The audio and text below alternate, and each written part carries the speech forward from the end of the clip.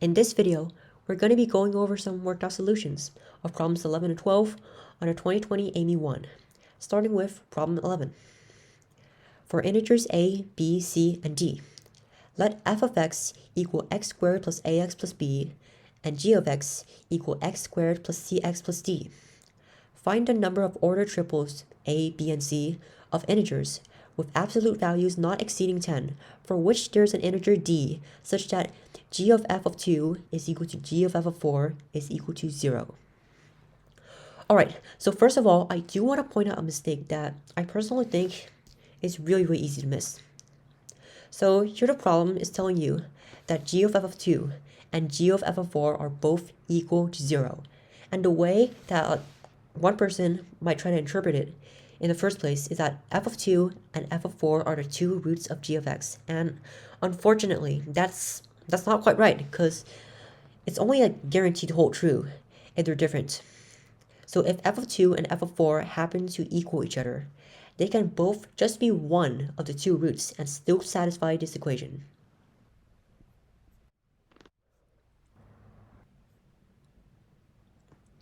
So the way we're going to approach this problem is through casework.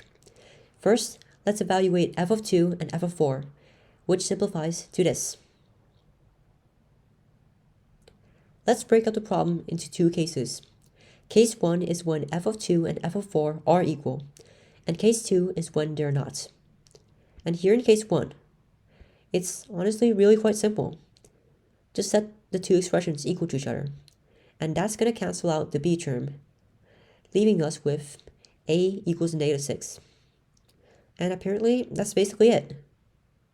If f of 2 and f of 4 are equal, g of f of 2 and g of f of 4 are always going to be equal, regardless of what the other variables are. Though, you may ask, don't they also have to both be 0? Well, the thing is, here the question is saying that d can literally be any integer. So if it happens to not be 0, d can actually be adjusted in some way so that it does equal 0. b and c can range from -10 to 10, which would be 21 possible values each, which gives us a total of 21 times 21 equals 441 possible outcomes. Moving on to case 2, when they do not equal each other. The neat thing about this is that it's going to guarantee that they are the two distinct roots of g of x. And because of this, we can use this property to develop a relationship between a, b, and c. And the way we're going to do this is by using Vieta's formulas for the sum of roots, which you would recall as -b over a, or in this case, -c. And simplifying this gives us 6a plus 2b plus c is equal to -20. And now, we just have to find how many possibilities are there for a, b, and c. And because f of 2 and f of 4 are not equal, a cannot equal -6, like we discussed earlier. So here's our equation. The way we're going to count the number of outcomes is by using a table. And since a has the largest coefficient, it's probably the easiest to count the possibilities for b and c for given values of a. So we can make this table and label it as follows. Now let's calculate what values of a are possible through this inequality right here, which comes from the fact that the absolute values cannot exceed 10. Replace the 2b plus c using substitution in the first equation, and we end up with this. Solve the absolute value inequality, and we end up with these solutions right here, which simplifies to all integers ranging from -8 to 1, except -6. Now, we can place everything in a table, and for each row, let's count the number of outcomes. If a equals -8, 2b plus c has to equal 28, and the only ways where that can happen is if b equals 9 or 10, which gives us a total of 2 outcomes. And then we could just keep repeating this process with the rest, and this is what you get. Once you add up all the outcomes, you end up with 69 outcomes for case 2.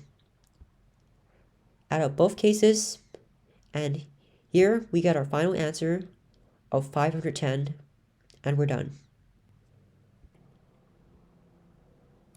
Moving on to problem 12. Let n be the least positive integer for which 149 to the power of n minus 2 to the power of n is divisible by 3 cubed times 5 to the 5th times 7 to the 7th. Find the number of positive integer divisors of n.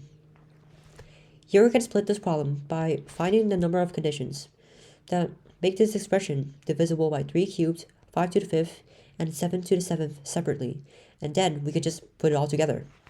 So right off the bat, our first instinct would probably to factor out a 149 minus 2 term, or 147, because that's a difference of powers.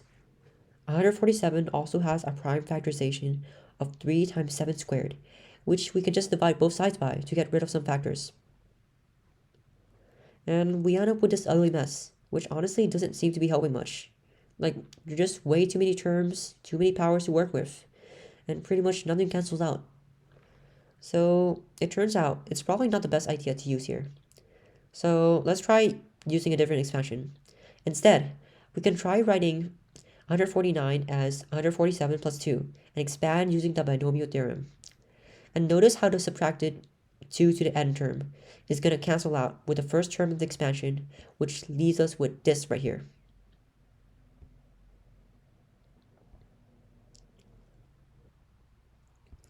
So here in case 1, we're going to find the conditions of n that make the expression divisible by 3 cubed.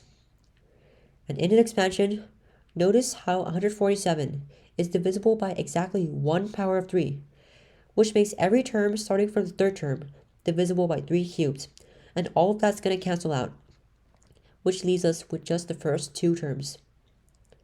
And we can then evaluate the combinations and simplify to get something like this.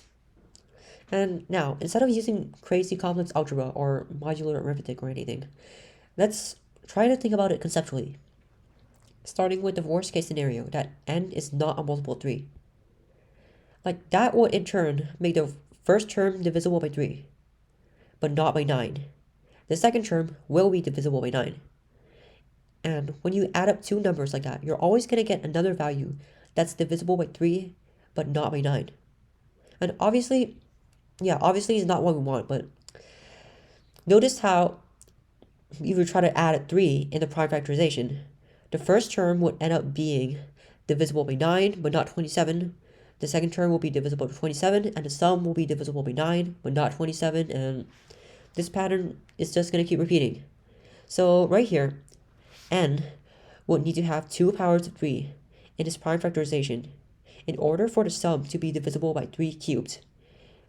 In other words, n is congruent to 0 mod 3 squared.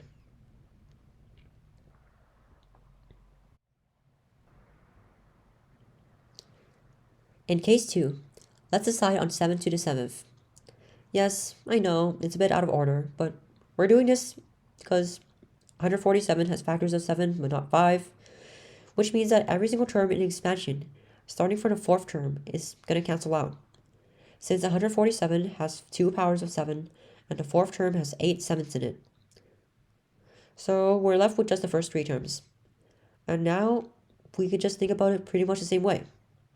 Assume n is not a multiple of 7, and that's going to tell us that the sum is divisible by 7 squared, but not 7 cubed. And in this case, we're going to need 5 more 7s to make it a multiple of 7 to the 7th, giving us that n is congruent to 0 mod 7 to the 5th.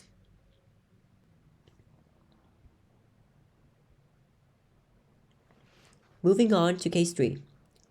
Now, this one's going to be quite different, and that's because we just can't cancel out any terms that we did previously, since 147 is not divisible by 5.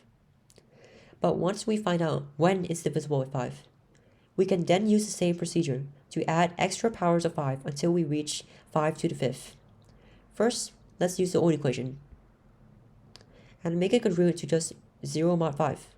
Yeah, just 0 mod 5, not 5 to the 5th, just 0 mod 5.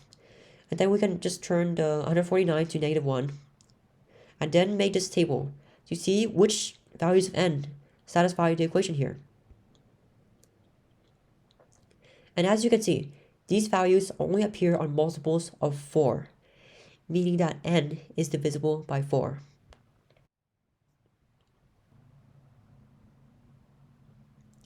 So as one of our criteria, we write n is congruent to 0 mod 4. We also do need to check if this also makes it divisible by 5 squared, just to make sure we're not overcounting the powers of 5 that we're going to have to add later on. And it turns out it's not divisible. So using this, we can make an expansion similar to the first, where most of the terms are going to cancel out. By first setting n equal to 4m, since it's divisible by 4, and letting a and b equal 149 to the 4th and 2 to the 4th respectively. We can then factor a to the m minus b to the m exactly how we did at first, giving us this expansion right here.